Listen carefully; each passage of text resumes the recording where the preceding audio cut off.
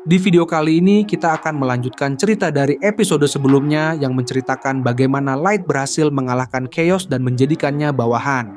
Nah, kira-kira di episode kali ini, seperti apa pertarungan penyihir menara melawan aliansi Beastmen, dan seperti apa kekuatan Orca untuk menyelamatkan para manusia? Daripada lama-lama lagi, berikut pembahasan cerita kali ini.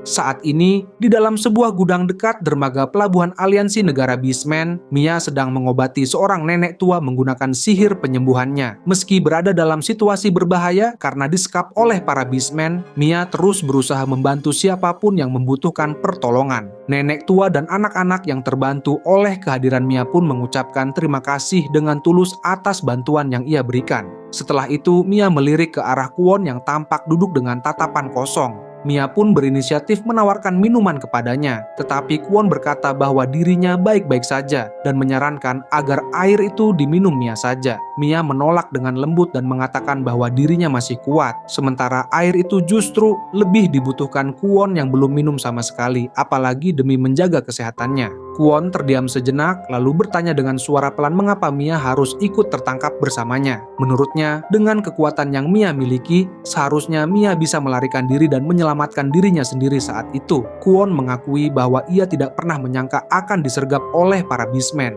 Selama ini, ia hanya bertarung melawan monster lemah dan belum pernah menghadapi pertarungan yang mempertaruhkan nyawa. Itulah sebabnya ia begitu ketakutan dan sama sekali tidak bisa berkonsentrasi. Padahal, ia adalah penyihir tingkat 4 dari Akademi Sihir. Namun kini ia merasa semua pencapaiannya tidak berarti apa-apa jika dibandingkan dengan Mia, yang justru mampu berguna dan menolong banyak orang. Mendengar keluh kesah itu, Mia tersenyum lembut lalu berkata bahwa mereka adalah teman, dan seorang teman tidak akan meninggalkan temannya sendirian.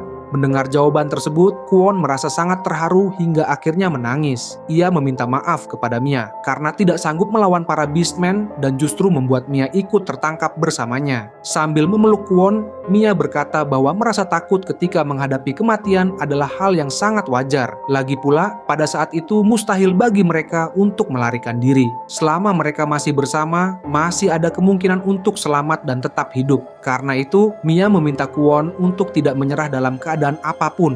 Tak lama kemudian, Kwon pun tertidur di pangkuan Mia. Sementara itu, Mia mulai merasakan suasana di luar gudang yang semakin berisik, seolah para Beastmen tengah bergerak dan merencanakan sesuatu.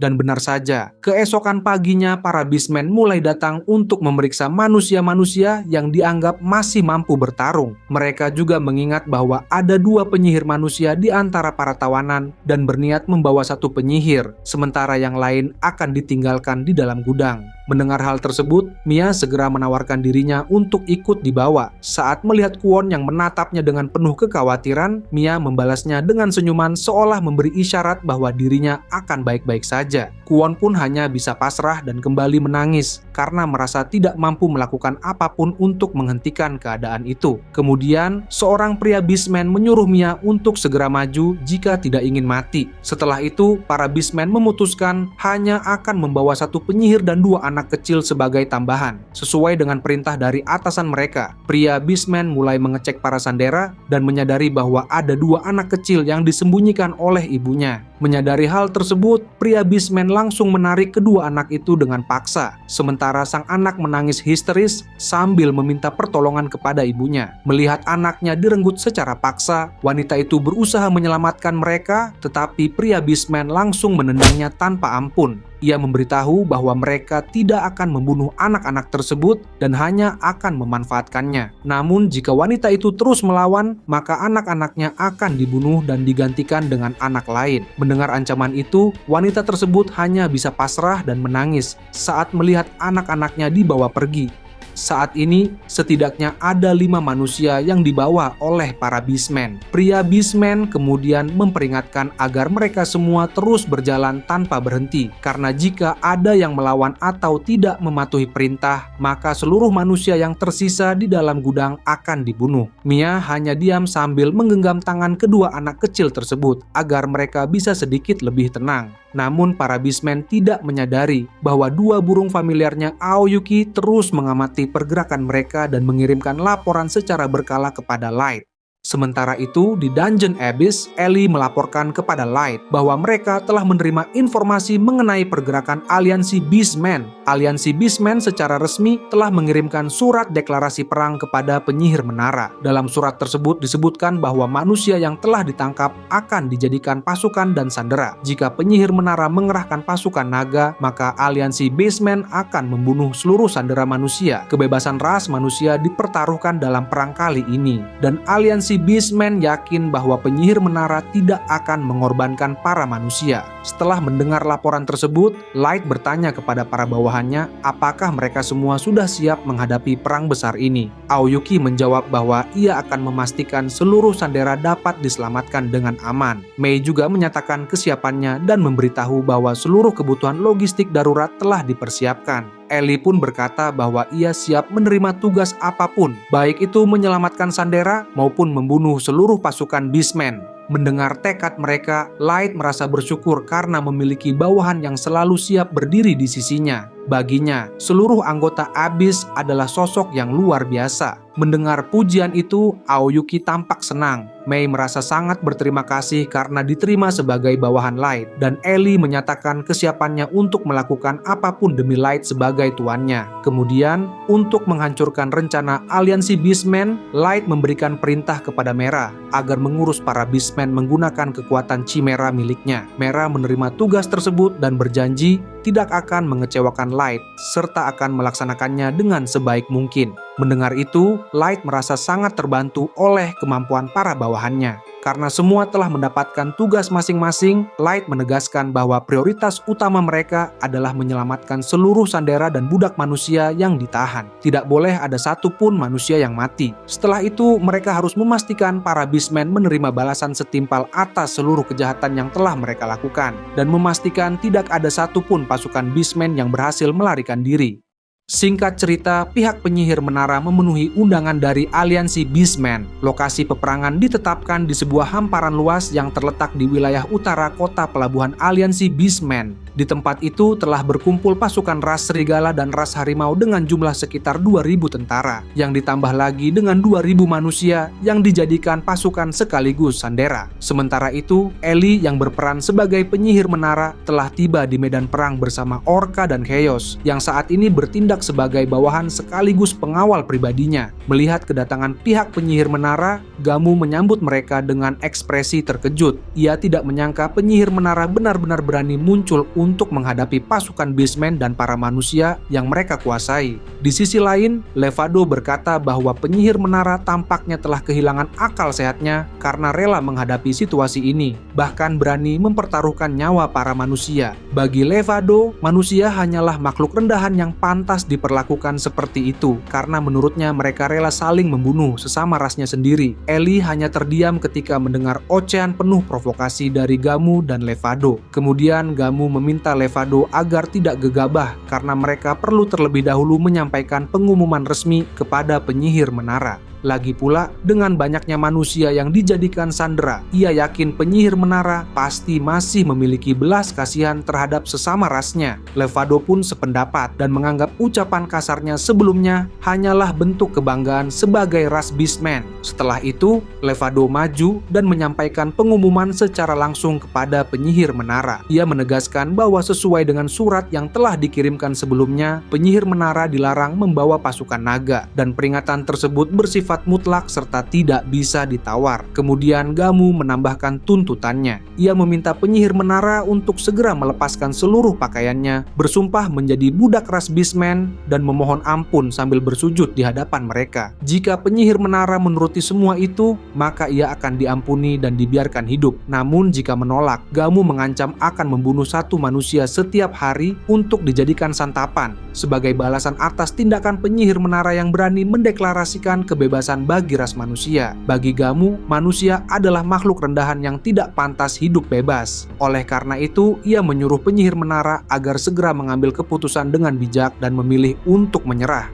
Melihat pihak penyihir menara hanya terus terdiam, Gamu mulai berpikir bahwa penyihir menara mungkin telah menyiapkan strategi tertentu. Sementara itu, Lavado yang mulai jengkel karena merasa diabaikan, kembali memerintahkan penyihir menara beserta kedua pengawalnya untuk segera melepaskan pakaian mereka dan bersujud. Jika menolak, maka seluruh sandera manusia akan langsung dibunuh tanpa pengecualian. Karena penyihir menara tetap mengabaikan seluruh peringatan tersebut, Gamu akhirnya menganggap bahwa penyihir menara telah memilih jalan untuk melawan dan berperang dengan aliansi Beastmen. Dalam benaknya, Gamu bertanya-tanya apa sebenarnya rencana yang disusun penyihir menara di balik layar. Namun baginya, apapun rencana itu tidak akan berarti, karena penyihir menara hanya datang bersama dua pengawal dan seekor naga. Dengan kekuatan sebesar ini, Gamu yakin kemenangan sudah berada di tangan aliansi Beastmen, dan jika ada manusia yang berani berkhianat, mereka tinggal membunuhnya tanpa ragu. Kemudian Lavado memberi perintah kepada pasukan manusia untuk segera membunuh pihak penyihir menara. Ia menegaskan bahwa apabila mereka berhasil melakukannya, maka mereka beserta seluruh keluarga akan dibebaskan. Namun jika menolak untuk bergerak, pasukan Beastmen akan membunuh manusia satu persatu dari belakang, dan seluruh sandera akan dipertaruhkan tanpa pengecualian. Lavado kembali menekankan bahwa jika mereka tidak ingin orang-orang terdekatnya mati, maka satu-satunya pilihan adalah maju sekarang juga dan membunuh penyihir menara dengan sekuat tenaga.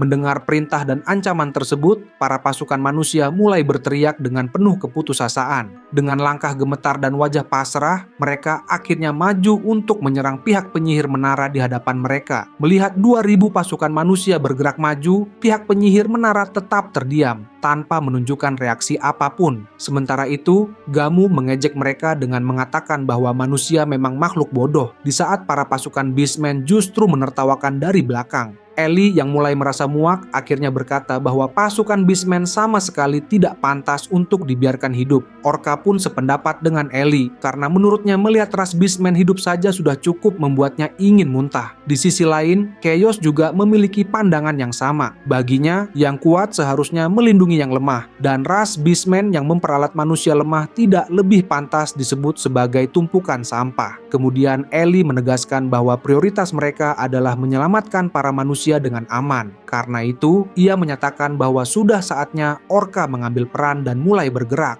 Orka yang telah memahami tugasnya langsung maju ke tengah lapangan, tepat ketika pasukan manusia semakin mendekat. Sambil memainkan biolanya, Orka berkata bahwa ketakutan, keputusasaan, dan seluruh emosi negatif yang menyelimuti para manusia harus dihilangkan terlebih dahulu. Jika tidak, mereka tidak akan bisa dipindahkan menggunakan sihir teleportasi dengan aman. Setelah itu, Orka langsung menggunakan skill pendukung miliknya yang bernama Silent Riverside. Bisa dikatakan, Orka memiliki kemampuan khusus berupa musik istimewa yang dapat digunakan baik untuk menghabisi lawan maupun memberikan dukungan sihir kepada pihak lain. Dalam situasi ini, musik Orka berfungsi untuk menenangkan para manusia yang dipenuhi rasa takut, amarah, dan keputusasaan akibat perlakuan ras Beastmen. Melalui alunan melodinya, Orka perlahan membersihkan seluruh emosi negatif tersebut. Rasa takut, penyesalan, dan keputusasaan mulai memudar setelah para manusia mendengar musik itu, hingga akhirnya seluruh pasukan manusia berhenti bergerak dan menghentikan serangan mereka di tengah medan perang. Saat itu, Gamu dan Lavado tampak kebingungan ketika melihat semua pasukan manusia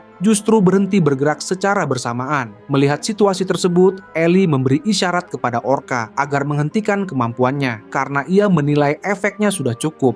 Setelah itu, Ellie melangkah maju dan mulai memperkenalkan dirinya kepada seluruh manusia yang ada di hadapannya. Ia memberitahu bahwa semua sandera manusia telah berhasil diselamatkan dan saat ini sudah berada dengan aman di menara raksasa. Karena itu, mereka tidak perlu lagi merasa takut kepada ras Beastmen dan setiap orang nantinya dapat kembali bertemu dengan keluarga serta orang-orang terdekat mereka. Mendengar penjelasan tersebut, pasukan manusia mulai merasakan secercah harapan, meskipun sebagian dari mereka masih belum sepenuhnya yakin. Melihat keraguan itu, Gamu yang mulai terpojok segera berteriak bahwa semua perkataan penyihir menara hanyalah kebohongan. Menurutnya, tidak mungkin memindahkan begitu banyak orang sekaligus menggunakan sihir teleportasi dengan mudah. Ellie menanggapi dengan tenang dan berkata bahwa tidak ada alasan baginya untuk berbohong. Ia menegaskan bahwa semua itu bisa segera dibuktikan. Namun Gamu tetap bersikeras, menyatakan bahwa para Sandera masih berada di dalam gudang dan bisa dibunuh kapan saja. Meski demikian, satu persatu pasukan manusia mulai mempercayai pihak penyihir menara, dan kepercayaan itu perlahan menular ke yang lain. Lagi pula, mereka tidak ingin mati sia-sia demi kepentingan ras Beastmen,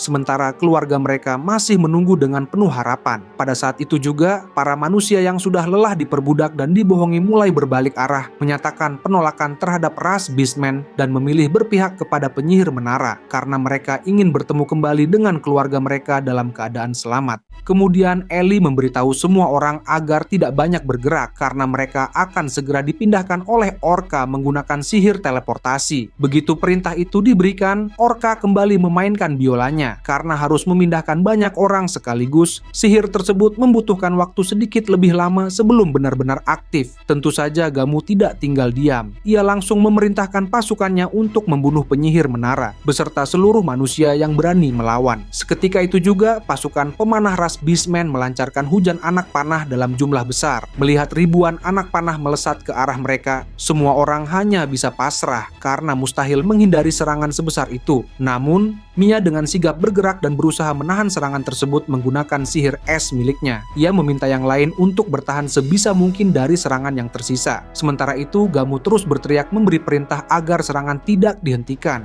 Mia kemudian merapalkan 3 mantra Ice Sword secara bersamaan sesuai batas kemampuan yang ia miliki untuk menghalau sebanyak mungkin anak panah yang mengarah ke mereka. Bagi Mia, meskipun hanya mampu mengeluarkan 3 Ice Sword, itu sudah sangat membantu. Sebagian besar pasukan manusia hanyalah petani dan budak tanpa kemampuan bertarung. Sehingga yang terpenting baginya adalah mengurangi jumlah anak panah dan melindungi mereka dengan kekuatan yang terbatas. Meski Mia berhasil menghalau sebagian besar anak panah, usahanya membuat dirinya kelelahan karena energi sihirnya telah banyak terkuras. Menyadari bahwa serangan jarak jauh mereka sepenuhnya digagalkan, Gamu mulai marah dan segera menyuruh Levado untuk melancarkan serangan secara langsung. Menjalankan perintah tersebut, Levado langsung memberi komando kepada pasukannya untuk maju dan menyerang seluruh manusia. Saat itu, pasukan ras Beastmen mulai berlari dan melancarkan serangan jarak dekat. Mia menyadari bahwa pihak penyihir menara masih membutuhkan waktu untuk memindahkan semua manusia, sehingga ia berusaha sekuat tenaga mengulur waktu.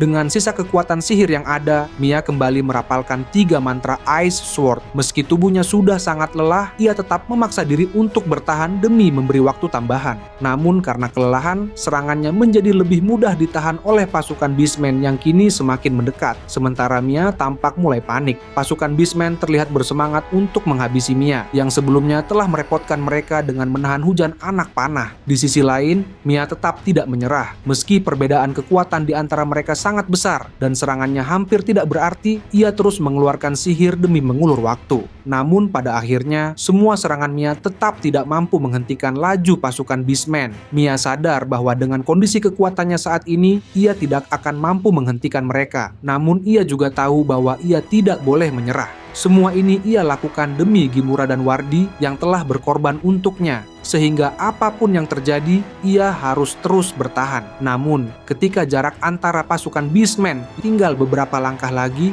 tiba-tiba Light muncul. Ia langsung menggunakan kartu Firewall untuk menciptakan tembok api yang tinggi dan membentang luas, menghentikan laju pasukan ras Beastmen. Dalam sekejap, para Beastmen di barisan depan langsung terbakar oleh sihir tersebut. Mia yang menyaksikan hal itu mulai menyadari apa yang terjadi. Light, yang saat ini berperan sebagai Dark, menyatakan bahwa dirinya datang untuk menyelamatkan Mia dan semua orang. Melihat Light mengenakan topeng dan tidak berubah sedikit pun sejak terakhir kali mereka bertemu, Mia akhirnya sadar bahwa sosok di hadapannya memanglah Dark. Light memanggil Mia yang masih tampak terdiam. Menyadari hal itu, Mia bertanya mengapa Light bisa berada di sana. Ia bahkan belum sepenuhnya yakin bahwa orang di hadapannya benar-benar Light dan mengira dirinya sedang berhalusinasi karena terlalu banyak menggunakan sihir. Light meminta Mia agar tenang dan meyakinkannya bahwa dirinya memang Dark. Light lalu menjelaskan bahwa ia menerima permintaan dari penyihir menara untuk membantu menyelamatkan para manusia. Karena menemukan nama Mia dalam daftar Sandera, ia menjadi sangat khawatir dan dan segera datang untuk menyelamatkan mereka semua. Melihat Mia masih dalam keadaan baik-baik saja membuatnya merasa sangat bersyukur. Mendengar hal itu, Mia tiba-tiba terjatuh karena kelelahan, membuat Light panik dan langsung bertanya apakah ia terluka. Mia menjawab bahwa dirinya baik-baik saja, hanya saja rasa lega dan bahagia karena kedatangan Light membuat tubuhnya tiba-tiba lemas. Light pun ikut duduk di sampingnya dan meminta maaf karena tidak bisa datang lebih cepat untuk menyelamatkannya. Ia berjanji tidak akan membiarkan ras Beastmen menyakiti manusia lebih jauh lagi. Sementara itu, Ellie mulai menenangkan semua orang dengan mengatakan agar mereka tidak perlu khawatir lagi dan cukup menunggu sihir teleportasi Orca selesai. Ia menjelaskan bahwa dirinya telah mempekerjakan beberapa petualang berbakat untuk berjaga-jaga, yang masing-masing sudah dibekali item teleportasi agar bisa segera berpindah ke lokasi saat ini. Menurut Ellie, kerja keras Mia benar-benar luar biasa dan hal itu membuatnya ikut termotivasi. Terlebih lagi, Light yang kini berperan sebagai petualang bernama Dark mampu meningkatkan reputasinya secara langsung. Karena itu, Ellie tanpa ragu mulai memuji kehebatan Dark di hadapan para manusia, terutama karena ia mampu menggunakan sihir firewall dan menghentikan pergerakan pasukan Beastmen. Mendengar pujian berlebihan itu, Light justru merasa merinding, karena menurutnya Ellie terlalu berlebihan dalam memujinya. Ketika kobaran api mulai mereda, Orca memberitahu bahwa sihir teleportasi telah siap. Ia pun langsung memainkan lagu teleportasi miliknya yang bernama Little Bird Journey. Dalam sekejap, cahaya menyelimuti semua orang dan sebuah lingkaran sihir teleportasi raksasa muncul di atas mereka. Di sisi lain, Gamu yang menyadari bahwa para manusia akan segera berpindah tempat langsung memerintahkan pasukannya agar tidak membiarkan satupun manusia lolos. Namun sebelum mereka sempat bergerak, seluruh manusia justru menghilang begitu saja di hadapan mata mereka. Melihat hal itu, Levado langsung murka karena semua pasukan manusia berhasil lolos dari genggamannya. Namun Gamu menyuruh Levado untuk tetap tenang. Menurutnya, meski para manusia telah kabur, pihak penyihir menara masih berada di lokasi. Melihat penyihir menara yang kini berdiri tanpa naga, Gamu mulai merasa tenang dan berpikir bahwa mereka masih memiliki kesempatan untuk menang. Meski begitu, ia juga menyadari bahwa penyihir menara pasti memiliki rencana tersendiri karena memilih untuk tidak melarikan diri meskipun memiliki kesempatan. Levado pun berpikir ada kemungkinan penyihir menara akan memanggil banyak naga seperti saat menaklukkan kerajaan elf. Jika itu benar, maka ia bisa menggunakan item sihir yang telah diperolehnya. Karena itu, sebelum penyihir menara sempat memanggil para naga, mereka harus menghabisi lawan secepat mungkin. Saat Gamu dan Levado bersiap mengeluarkan senjata tersembunyi mereka, Ellie tiba-tiba mengeluarkan sebuah pisau dan menjatuhkannya tepat ke tanah di bawah kakinya. Begitu pisau itu tertancap, cahaya yang sangat terang langsung memancar darinya, membentuk garis bercahaya yang meluas dan menciptakan lingkaran raksasa yang mengelilingi seluruh pasukan Beastmen. Dalam sekejap, celah dimensi terbuka di sekitar mereka. Pasukan Beastmen pun terkejut, sementara Ellie hanya tersenyum melihat mereka masuk ke dalam jebakannya. Ketika para Beastmen membuka mata dan menyadari bahwa mereka masih hidup, mereka dikejutkan oleh pemandangan di sekelilingnya. Langit telah berubah menjadi merah darah, sementara matahari tampak aneh dengan warna hitam pekat. Situasi tersebut membuat seluruh pasukan Beastmen kebingungan dan tidak memahami apa yang sebenarnya terjadi. Ellie kemudian menjelaskan bahwa ia sampai menggunakan item kelas mitologi bernama World is World untuk mengurung seluruh pasukan Beastmen ke dalam dimensi lain, memastikan tidak ada satupun yang bisa melarikan diri. Sambil melayang di udara, Ellie menyatakan bahwa kini saatnya telah tiba untuk memulai pembasmian seluruh pasukan ras Beastmen yang ada di hadapan mereka saat ini. Itu saja untuk pembahasan cerita kali ini. Jangan lupa untuk like, share, and subscribe. Sampai jumpa di video berikutnya.